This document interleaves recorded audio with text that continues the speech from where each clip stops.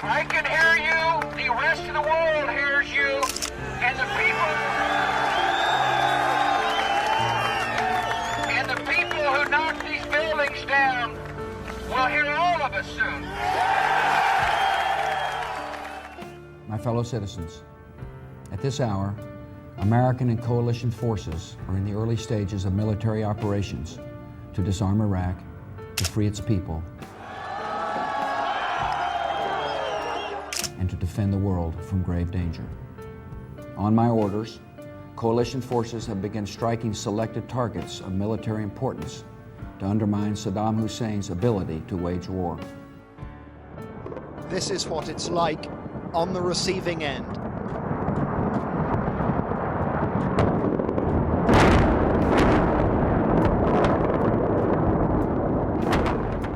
George W. Bush is the man who doomed the 21st century. His war on terror and invasion of Iraq set off a butterfly effect that reshaped global politics and tore open America's political divide. But none of that would have happened if just one Supreme Court judge voted differently in the year 2000. You see, George W. Bush got the narrowest victory in presidential history. The entire 2000 election came down to one state, Florida, and there George W. Bush beat Al Gore by just 537 votes. Democrats demanded a recount. Chaos and legal battles ensued, leading to the Supreme Court getting involved. And they ruled 5-4 against a recount of Florida. That vote changed history, because we later learned that if Florida indeed got recounted, Al Gore would have won. If one judge changed his vote, the entire 21st century would be radically different. If you enjoy modern day alternate history, please consider subscribing. Now, let me briefly explain the 2000 election a little more. The Democrat Al Gore ran against the Republican George W. Bush. And like I said before, Bush beat Al Gore by 537 votes in Florida. That margin led to widespread calls for a recount, with legal battles crippling American politics for the following months. Side note, that post-election drama might have indirectly caused 9/11. Coordination between intelligence agencies suffered a lot during the chaos, and there were warning signs that Al-Qaeda might attack. During more stable times, the intelligence community would have coordinated better against the threat. But that's a scenario for a different time. The ultimate decision if Florida will get recounted or not landed in the hands of the 9 Supreme Court judges. 9 people decided the fate of America, and they voted 5-4 against the recount. George W. Bush became president, and the rest is history. But several investigative studies later concluded that Al Gore in fact won Florida, and a recount would have proven that. So really, Al Gore didn't lose because of 537 votes in Florida, but rather because of one single vote in the Supreme Court. Al Gore was the rightful winner of the 2000 election, but instead we got Bush. And not to sound biased, but George W. Bush was an awful president. Even MAGA Republicans agree with me on this one. You think the President of the United States, George W. Bush, lied Well, to look, the I'm not going to American get you a vote, people? but that's okay. I'm just giving you another shot Let me tell you something. I'll tell you very simply. It may have been the worst decision going into Iraq, may have been the worst decision anybody has made, any president has made in the history of this country. That's how bad it is, okay? Here's what happens. We have spent $2 trillion in Iraq and fighting Iraq. $2 trillion. $2 trillion. Thousands of lives, right? We got nothing. We have nothing. We're not even there. We can't even make a phone call right now. I can tell you this. I don't, whether he lied or not. He went into Iraq. It was a horrible decision. Bush's handling of the war on terror was simply terrible. His actions set the world down a path of no return. And no matter what your political stance is, I think we can all agree that the current path isn't great. Everything from America's extreme political division to the Russian invasion of Ukraine was heavily influenced by the utter failure that was the war on terror. That begs the question, what does the 21st century we were supposed to get look like? How would our world be like today if one judge voted differently in 2000?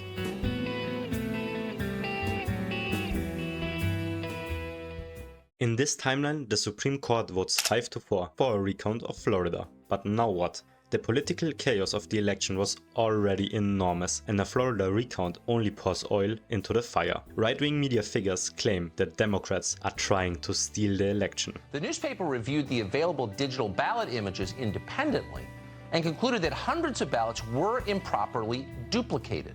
To put it simply, the recount is seriously polarizing. And oh boy, that division would go crazy by late December when Florida flips from Bush to Gore. Imagine big black headlines reading, "Florida flips, Al Gore becomes president." And I don't even want to imagine the outrage on Fox News. They'd go ballistic. But none of that can change anything anymore. George W. Bush won't be president.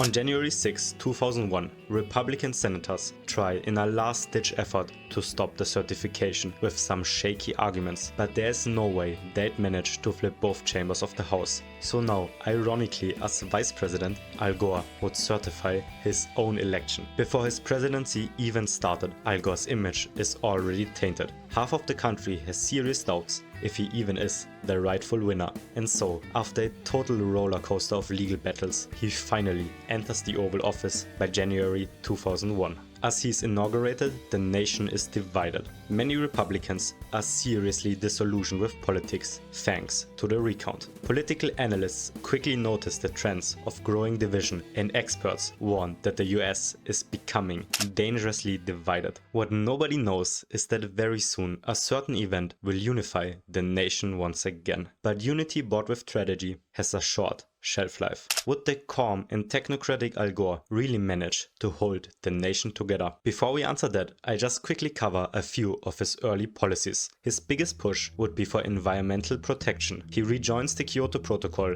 and pushes for investments in alternative energy. He'd also introduce targeted tax cuts and a Medicare and prescription drug reform. In general, the federal government under Gore would act more activistic, especially when it comes to climate change. And that alone is very polarizing, kinda like Trump's 2016 victory, just the other way around. Instead of MAGA hats and border walls, America gets solar panels and carbon taxes, which, let's be honest, are probably equally controversial. The right-wing media and Republicans are staunchly anti-Gore. Not only did he steal Bush's presidency, but he's also far too liberal.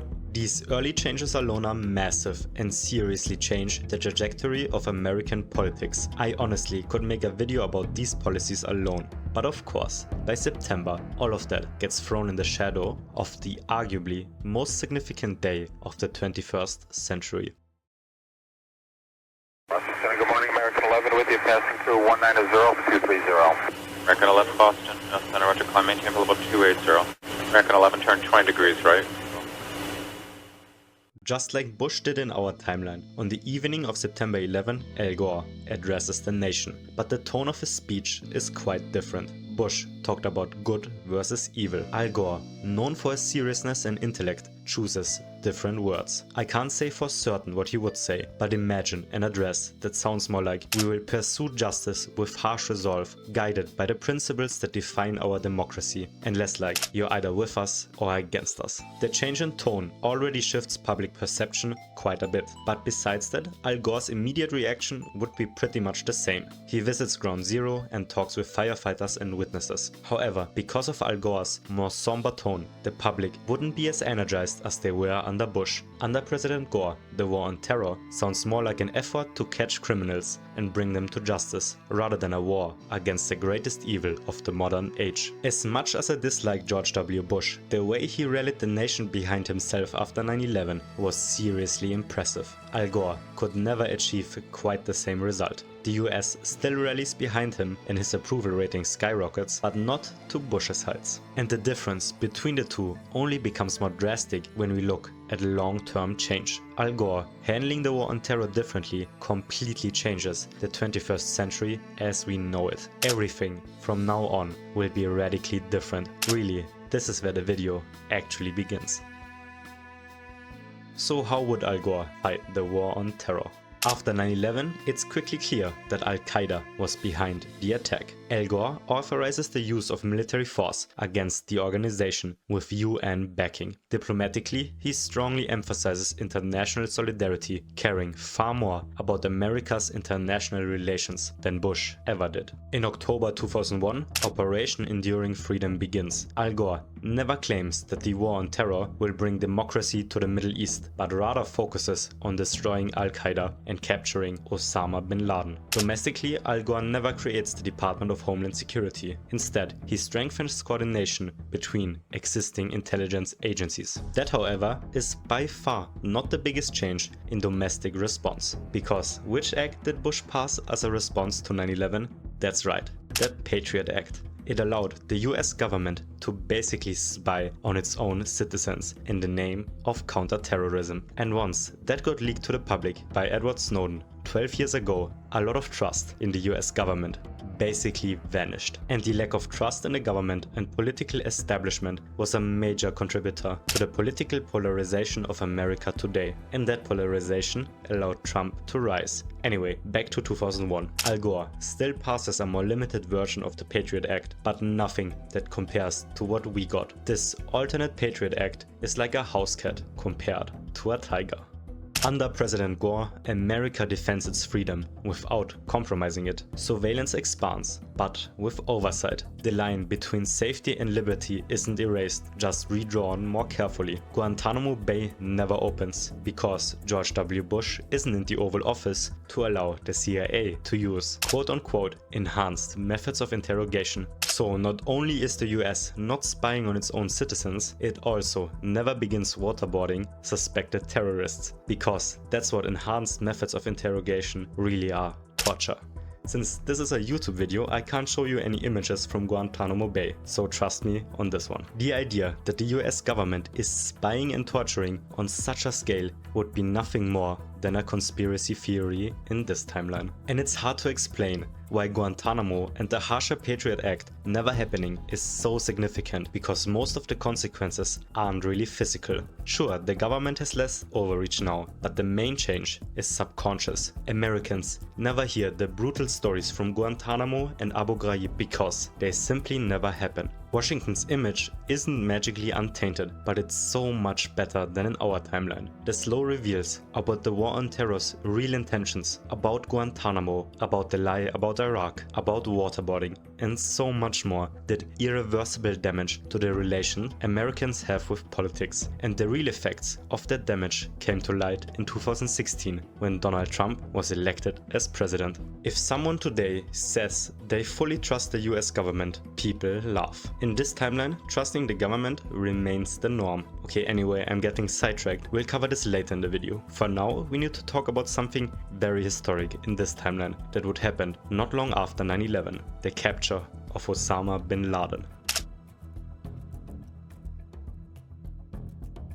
The Gore administration, unlike Bush, doesn't use large-scale troop deployments in Afghanistan, but rather more special forces and targeted strikes. And by late 2001, the US military pushes bin Laden into a corner in Tora Bora. That actually happened in our timeline. They almost got him, but Bush ignored his generals and didn't deploy more troops to Tora Bora. That allowed bin Laden to escape into Pakistan. Bush simply didn't fight the war to capture bin Laden, but rather to change the Taliban regime in Afghanistan. But since this alternate Operation Enduring Freedom is much more focused on bringing down Al-Qaeda, Osama bin Laden is captured alive. Ladies and gentlemen, we got him. Now take a moment and try to put yourselves in the mind of an American in December 2001. The shock of 9/11 is still fresh in your memory, and then you read the headline: "We got him, bin Laden captured." A heavy weight is lifted off the nation's shoulders. To many people, this would be the moment the war on terror is over. Al Gore promised retaliation by bringing those responsible to justice. And that's what happened. The war in Afghanistan still continues, but the shift in the American psyche is truly massive. For us, the story of 9/11 ended when American troops left Afghanistan in 2021. In this timeline, it ended on October 2001, when Osama bin Laden was captured alive. Americans still never forget, but they are allowed to heal. Trust in the government is never broken on a large scale. Yes, the US Air Force is still bombing targets in Afghanistan, and yes, some special forces are deployed to the ground, but the scale is far smaller. After the capture, Al Gore's approval rating soars to over 70%, and shortly after the death sentence of bin Laden is announced in February 2002, it further soars to 80%. In the midterms a year later, the Democrats perform well and gain a trifecta thanks to the capture of bin Laden. and that allows Al Gore to push even harder for his climate reforms. Right now is also when a few certain Republicans in our timeline began to fully rally support to invade Iraq. I'm talking about Dick Cheney, Donald Rumsfeld and Paul Wolfowitz, key members of the Bush administration. Now they aren't in power, and so, because a few men have less political power, Iraq is never invaded. Millions of Iraqis never die. The world never learns that Bush lied about weapons of mass destruction to invade Iraq. Trust in the US government, both domestically and internationally, is never broken. It's hard to explain this as a side note in an alternate history video, but basically the invasion of Iraq slowly destroyed the idea of the liberal American world order. The US, after the Cold War, was the undisputed world hegemon. No one came close. And America positioned itself as the world police, the defender of fairness in human rights. And that role doesn't work when you yourself aren't fair and abuse human rights. In this timeline, the image of American strength and dominance is tainted by 9/11, but it's still the same image. Now, would Al Gore be hailed as a hero amongst the likes of FDR and Lincoln? Nope. People wouldn't realize how much better their timeline is, because it would be unimaginable to them how screwed up ours is. And it's not like their world is perfect. By the time election season begins, the war in Afghanistan is still dragging on. Al-Qaeda is hard to bring down when they're deeply entrenched in Afghanistan's mountains. Republicans leverage that to criticize Al Gore. They want a change of doctrine. The US population by this point is still largely united. They're shocked but cautiously optimistic about the future. So Republicans need a candidate that advocates for a doctrine change in Afghanistan, but still has strong bipartisan appeal. Who would that candidate be? The answer is quite obvious: John McCain. For those who don't know him, he's a senator from Arizona and the Republican candidate that lost against Obama in 2008. He is the perfect candidate for the Republicans, but winning against Al Gore is no easy task. Al Gore has a strong advantage since he caught Osama bin Laden, but the American mentality in this timeline is quite different. The nation has moved on far better. Bin Laden was captured 3 years ago. In public perception, that's an eternity. But John McCain has more aces up his sleeve. Al Gore has now been in the Oval Office for 12 years, 8 years as Bill Clinton's vice president and 4 years as president. So people really are a little tired of seeing Al Gore. And while he is still popular, a Democrat winning after 12 years of liberal rule doesn't happen often. And some people are still very skeptical about Al Gore's win in 2000. John McCain campaigns on strengthening trust and harsher counter-terrorism. His arguments sound something like, victory isn't just catching one man, it's making sure another 9/11 never happens. I believe John McCain could leverage the terrorism anxiety Americans have far better than Al Gore. Al Gore avenged America, but John McCain promises to make it truly safe. I think that could resonate really well with voters, who by 2004 would undoubtedly be disillusioned with Clinton-Gore style centrist politics. With all that, you have the perfect recipe for a nail-bitingly close election. Al Gore keeps Joe Lieberman as his vice president. John McCain, meanwhile, picks Condoleezza Rice, a historic first. Believe it or not, but 20 years ago, America was more liberal than you might think. Far-right populism wasn't the mainstream. And with that choice, McCain manages to edge the victory. Now, after a close election, President-elect John McCain enters the Oval Office in January 2005. Now what? I'll speedrun this a bit. He escalates the war in Afghanistan by deploying more troops. The US Air Force and Marines slowly grind down Al-Qaeda until 2006. Then, the US military largely withdraws from Afghanistan after a deal with the Taliban. They keep a few mid-sized military bases, but Afghanistan's security remains largely in the hands of the Taliban. McCain expands the Patriot Act to keep his campaign promises, but it's still nothing compared to our timeline. The CIA can spy on US citizens, but not in the same scale as in our timeline. And critically, McCain as a torture survivor himself doesn't allow enhanced methods of interrogation. Guantanamo Bay still doesn't open. In general, John McCain is a pretty uncontroversial Republican president. So could he win in 2008?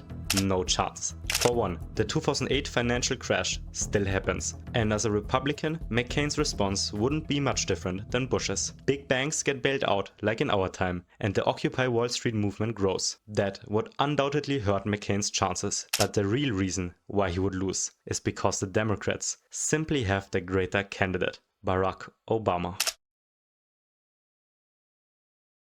There is no doubt Obama could secure the Democratic nomination, and he already beat McCain in our time. I know in the beginning of the video I promised that the entire 21st century drastically changes, and now I'm claiming Obama still wins against McCain in 2008. In my defense though, Obama's presidency in this timeline looks quite different than in ours. He'd never authorized drone strikes on civilians, since during his presidency there is no war in the Middle East, and Al Gore set the stage for the fight against climate change. Obama can build on years of progress instead of trying to convince people climate change is real. By the late 2000s, climate policies aren't as controversial anymore as they were in the early 2000s. People trust in both the government and science far more, and really, that's all we need.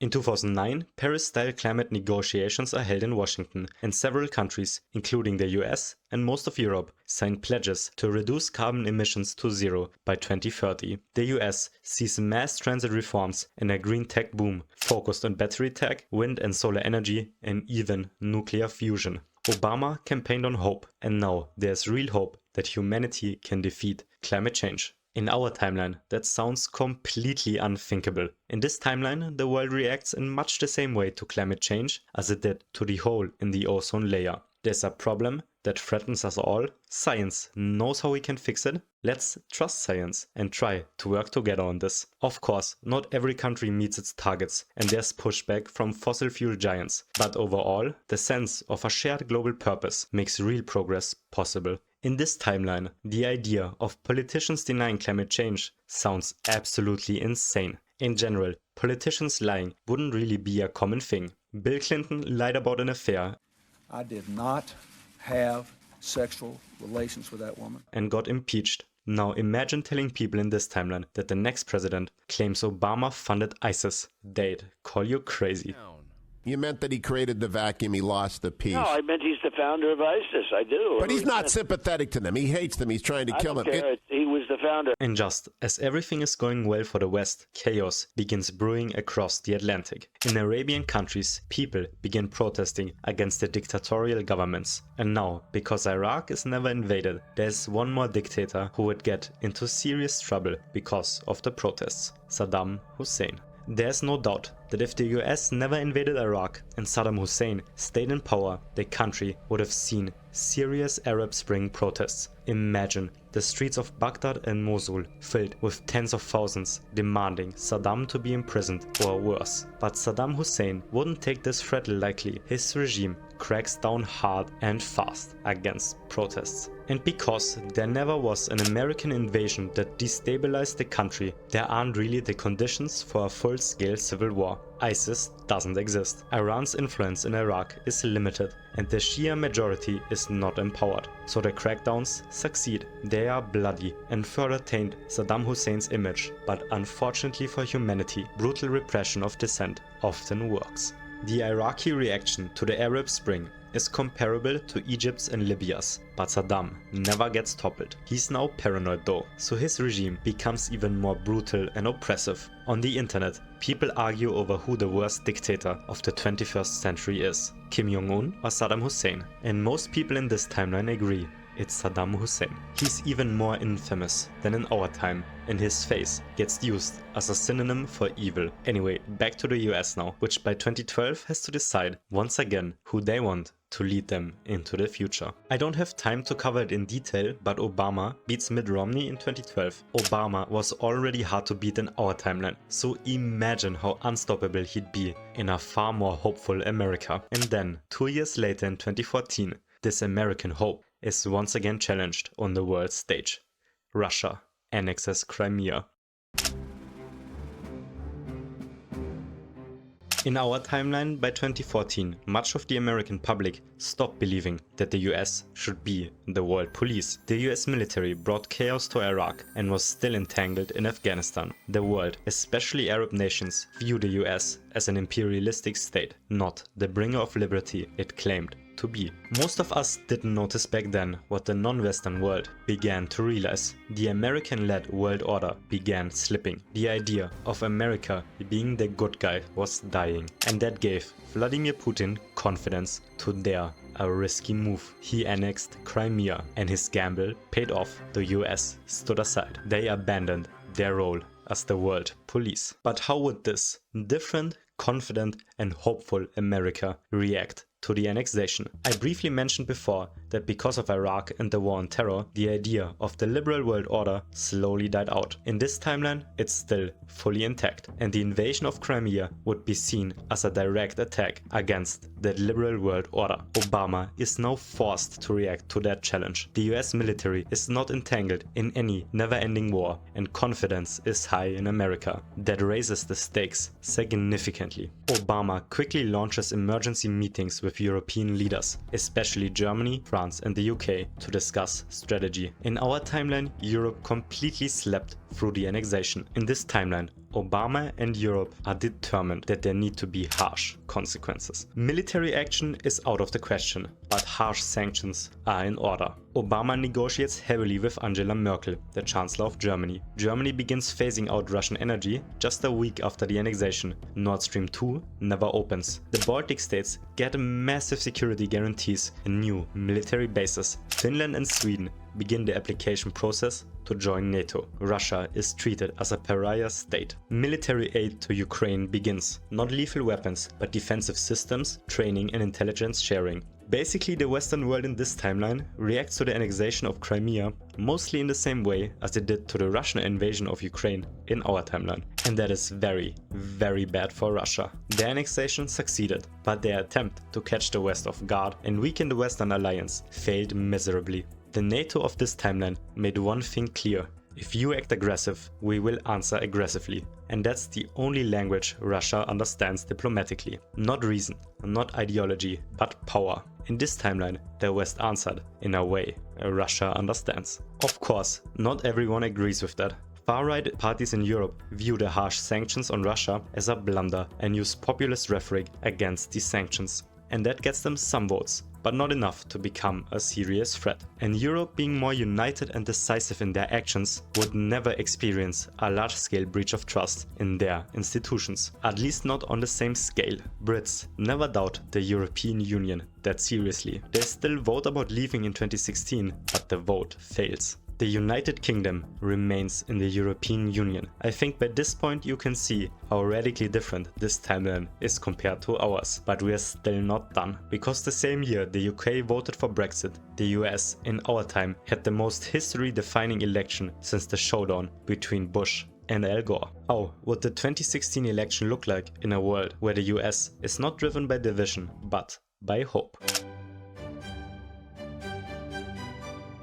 In this alternate world, the US is more optimistic, climate-focused and stable. Right-wing populism never grips the nation. Rhetoric about the corrupt system still exists, but it doesn't manifest nearly as strongly. And critically, Russia can't push Trump remotely as much as it did in our timeline. Key factors that led to Trump winning in 2016 never happen. Trump rides down the escalator to announce his presidency, turns into a meme, raises viewership numbers for The Apprentice, and then loses quickly in the first primaries. In this timeline, the media who laughed at Trump are proven correct. Someone like him can never become the President of the United States. The Democratic primaries happen similarly to our timeline, just with a few changed talking points. The Democratic National Convention decides that Hillary Clinton is more electable than Bernie, so they deny him despite his popularity. What they didn't consider is that Hillary feels old guard in a world that wants fresh faces, a post-Obama world that feels safe to experiment. The economy is good, but inequality is still rising. Bernie Sanders would have been better matched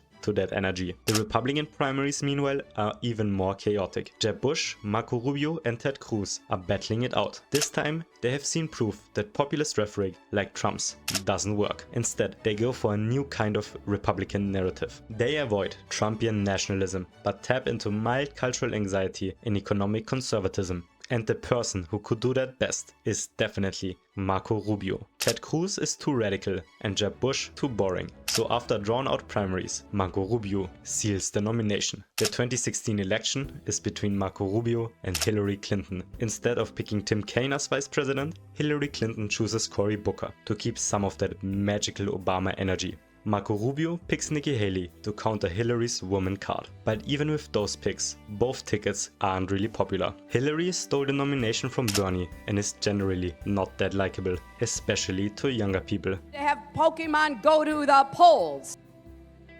Marco Rubio had to fight hard to even get the nomination, and the US is in general far more liberal than in our time. Marco Rubio runs on a platform of increased security and data-driven conservatism. That's fresh for American voters. Hillary Clinton isn't. Pokemon go to the In this timeline, international and domestic security are still huge political topics. Every candidate has to present his security stances to sound credible. In the first debate between the two, Marco Rubio asks Hillary Clinton, "How do you expect to keep this country safe if you can't even protect your emails?" Hillary just laughs and after a few awkward seconds gives some standard answer, but by this point no one is listening to her anymore. And so, on November 5th, 2016, Marco Rubio wins the election. He flips Pennsylvania and Florida, thanks to older suburban swing voters and a tech-optimist message. The turnout is historically low. Both parties realize that in 4 years they need to do quite a bit differently if they want to energize their voters. Marco Rubio enters the Oval Office with muted enthusiasm. The American people choose him not because they like him, but rather because he was the least bad option. But just because he was the least bad option doesn't mean that he governs with that kind of energy. No, no, no. Rubio goes out swinging. Not like Trump, but more like Obama, just with a new conservative flavor. He pushes tax incentives for green tech, investments in infrastructure, AI and data-driven governance, but everything with a socially conservative edge, although way more muted than in our timeline. Think less culture war, more bureaucracy. He pushes for stricter immigration reform, but no words like border wall ever leave his mouth. On foreign policy, Rubio continues with Obama's pro-Western, pro-NATO stance. In fact, President Rubio doubles down on the anti-Russia way and sends moderate lethal aid to Ukraine. Russia in this timeline is still sending covert operatives to Donetsk and Luhansk to fight against Ukraine indirectly, and Rubio doesn't tolerate that. Russia is cucked hard on the world stage, and Putin's power is far more fragile. He threatens Rubio with nuclear force, but that just further isolates Russia globally. China watches that whole fiasco carefully from afar. They are taking note how NATO is responding to Russian expansionism. Chinese leaders in this timeline are certain that the US would defend Taiwan in case they invade. Staying on topic, US-China relations in this timeline would be noticeably different. It's actually the Republicans who are less wary of China in this timeline. The liberals have a far more ideological worldview, and a state that puts Muslims into concentration camps doesn't fit into that ideal world. Marco Rubio, meanwhile, doesn't care too much about China's human rights violations. He scores some breakthrough deals with China, especially in the green tech sector. But really, besides that and sending lethal weapons to Ukraine, he is a footnote president. And then COVID-19 hits, and oh boy, a neoconservative like Rubio would react quite differently than Trump. Rubio never denies COVID exists or sabotages health agencies. He doesn't politicize masks. But still, the US is underprepared. The medical sector is understaffed, and Rubio hesitates on lockdowns due to fear of economic backlash. A vaccine rollout starts a few weeks earlier than in our timeline, but not fast enough to save his image. In contrast to the rest of the world, the US fails to handle COVID, and that ruins Rubio's chances to get re-elected. The Republicans still go with him for the lack of a better choice, but everyone knows Rubio will be out by 2021. His presidency never reached the emotional heights of Obama's, but for 4 years America felt stable until a global pandemic shook the world to its core. By 2020, it is clear that America once again needs hope. And the best kind of hope is neither flashy, nor polarizing, nor controversial. The best kind of hope is boring. People just know that they're making the right choice, without any risk or unpredictability. And that's why the Democrats have the perfect candidate to steer the US into the 2020s. The 2020 Democratic primaries are filled with powerful, high-energy candidates. Bernie Sanders runs again with his leftist platform. Kamala Harris presents herself as Obama 2.0. Pete Buttigieg runs as a new face for American liberalism. Joe Biden, meanwhile, decides to stay out, realizing he's a politician from a bygone time. And amidst all that, one candidate emerges. A boring candidate with a normal backstory and no crazy liberal populist appeal. The governor of Minnesota, Tim Walz. He's a Midwestern National Guard veteran and a teacher. That's exactly the energy this America needs in 2020. He's clearly competent, both from a liberal and conservative standpoint. The Democratic primaries are brutal, with many strong moments. But slowly and steadily, Tim Walz's calm, dad-like energy prevails. He simply is likable. And unlike Kamala, Bernie and Buttigieg, he isn't all that controversial. One by one, his opponents drop out. Their bases might be more energized, but none of them can give Americans this deep, subtle feeling of safety Tim Walz can. He's like the nice neighbor who you know has your back anytime. And so, Tim Walz is running against sitting President Marco Rubio. During COVID-19, far-right populism, even in this timeline's America, begins to take off. Not to the same extent, but still. More and more people are wary about the vaccine and don't want to wear masks everywhere. Politicians, both on the left and right, still have a firm, pro-science stance. But this new right-wing thinking does affect how Marco Rubio has to present his campaign, and that effect isn't great. Rubio has to act somewhat moderately on COVID-19 to keep the far right, but also act somewhat reasonable to secure undecided voters. And walking tightropes like that isn't one of Marco Rubio's strengths. Tim Walz, meanwhile, can fully point fingers towards the COVID failure. In the second debate, Walz famously turns to Rubio and says, "Leadership isn't about pleasing everyone, it's about telling the truth, even when it's hard." That clip dominates Twitter for weeks. So Walz wipes the floor with Rubio on November 5th, 2020. Not quite a landslide, but he wins the popular vote by millions and reaches over 350 electoral votes. Now, who would Tim Walz have picked as his vice president? Okay, bear with me on this, but I'm very confident he would have picked Kamala Harris. I know that sounds insane and like I'm memeing this scenario, but she is unironically his best choice. Biden in our timeline picked her for a reason, and in this timeline, John McCain proved in 2004 that a black woman as VP works. Also, she was the third most popular candidate in the primaries and appeals to those who want energetic Obama-style politics, an audience Walz himself can't really reach. So by 2021, Tim Walz and Kamala Harris enter the Oval Office, and the 2020s, they have to govern are radically different than ours. Russia never invades Ukraine. In our timeline, the invasion already was a huge gamble. In this one, Putin has proved that the West will react decisively. But that doesn't mean the 2020s are a great time. On October 7, Israel is still brutally attacked by Hamas. This time, however, they react way more modestly, as the US never set the precedent of imperialistically overreacting to acts of terrorism. The Israel-Gaza war is still hugely controversial and tears many left-leaning circles apart. Bombing children is unpopular, even if you only drop half the bombs. Really, it would be pretty much the same debate as in our timeline, with the difference that the tolerance for imperialistic actions is way lower, since, you know, the US never invaded Iraq and Russia never Ukraine. And that left-wing division gives Republicans a fighting chance in 2024. They're the clear pro-Israel party, while Democrats are infighting. And thanks to COVID, populist rhetoric now also works in this timeline. And that's why in the 2024 primaries, Ted Cruz easily secures the nomination by being unapologetically pro-Israel and leveraging populist rhetoric. Really, Ted Cruz is the wannabe Trump of this timeline. He tries to rile crowds with fiery speeches, but fails to capture that charisma that made Trump a phenomenon. Cruz still needs bipartisan appeal, so he picks Tulsi Gabbard as vice president. In debates, he attacks Tim Walz harshly, but Tim Walz just points out the obvious by looking at the camera and asking, to the Americans listening, ask yourself, do you really want a president who goes low and insults? That's weird, isn't it? So Ted Cruz would lose. Tim Walz remains the American president. He's not as popular as in 2020, but his approval rating is still positive. A US president having a positive approval rating sounds like a utopian dream in our reality. But out of the 4 presidential and vice president candidates in 2024, Tim Walz was the only one with positive approval. By 2025, this alternate world is completely different than ours. People are for the most part genuinely hopeful for the future. Their spirit is like a modern AI tech version of the 90s optimism. Imperialistic wars for them are for the most part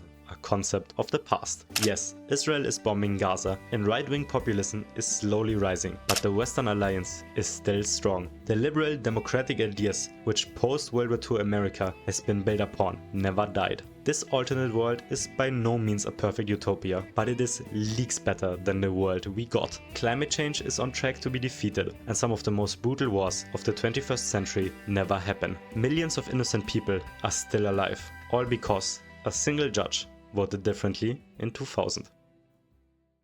I really hope you enjoyed this video. If you did, please consider subscribing and sharing it with your history interested friends. If you want to support me further, consider joining my Patreon to get exclusive perks like your name being shown at the end card like this. Thank you so much for watching. We'll see each other next time when I speculate what a war between India and Pakistan would look like in 2025. While you wait for that video, check out some of my other crazy butterfly scenarios.